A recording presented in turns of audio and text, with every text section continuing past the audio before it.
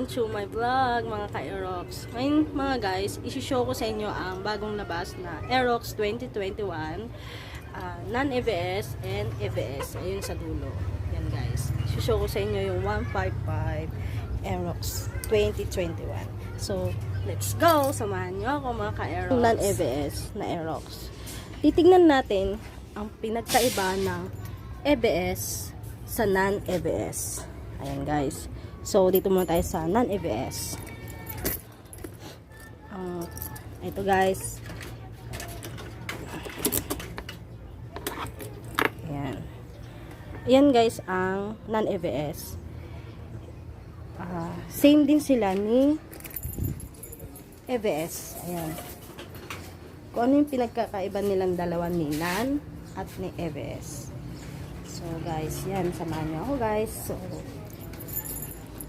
ang pinagkaiba ni EVS sa non-EVS ay ang sa keyless. Keyless na si EVS. So, press natin. Ayan. Ibig sabihin, nag-on na siya. So, press long.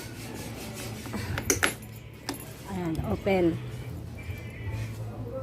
On. Ayan guys. Yan si non-EVS. Sa gulong guys ni EVS at ni non-EVS is the same. Ganon din po sa harapan, yung front ng gulong, ganon din po si non-EVS at ni EVS. So, pagdating dito sa panel, ito si EVS, the same din sa non-EVS. Ayan, yan ang non-EVS. So, si non-EVS, meron din siyang safety brake. I-press mo to para maglalak siya. Ganon din po si non-EVS. Meron din siya. Ayan.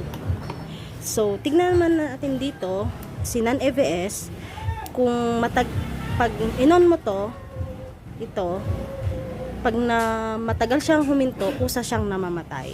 Yan naman ang EVS at ikukumpara natin sa non-EVS. Si non-EVS, walang ganon. Wala siyang sa pagdating pag lalo sa stoplight, matagal na nakahinto yung motor, kusa siyang namamatay. Yun ang wala ngayon si non-EVS. So, pagdating din ng kay non-EVS, meron din siyang rechargeable. Ganon din po si EVS. Meron din po siya. Same din po sa fuel tank. 5.5 liter. Pang pwedeng puntang Mindanao, balikan. Yung 5 liter na gasoline. Unleaded. It's the same din po. Ang Y-connect na din po siya. At ganun din po si EVS. Y-connect din po siya.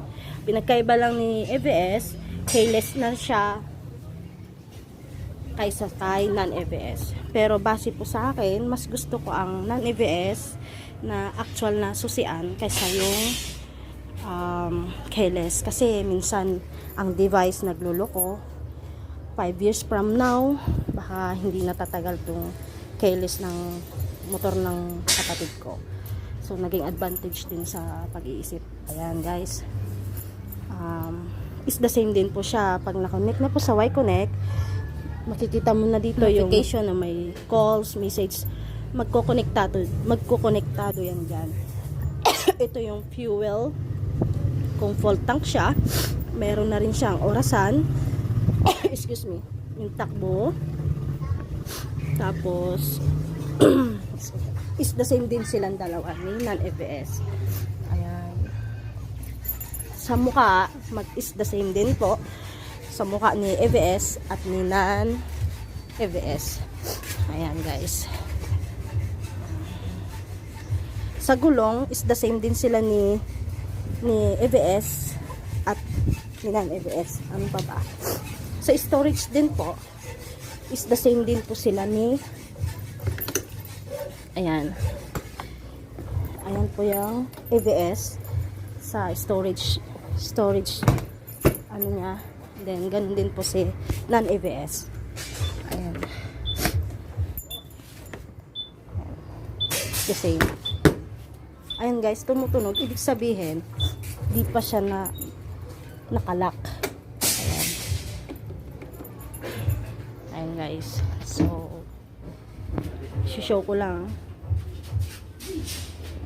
ang ABS at non-ABS. So guys, thank you for watching my YouTube channel. Then, pasensya na hindi pa masyado ako marunong mag-explanation pagdating sa vlog. Pero I try my best. Next time, mag-vlog po ulit ako pag ako mag-long ride. Then, click my notification bell for more videos. Then, talagang ganda talaga ng Aerox version 2 kaysa kumpara mo sa version 1. Ako guys, maliit lang akong babae. 5 flat. Kayang-kaya. Ang gandang dalhin, ang gandang driven, smooth, and then mabait. Kahit napapa-80 ko siya, talagang napakaganda niyang drive. Ikumpara ko sa scooter namin isa.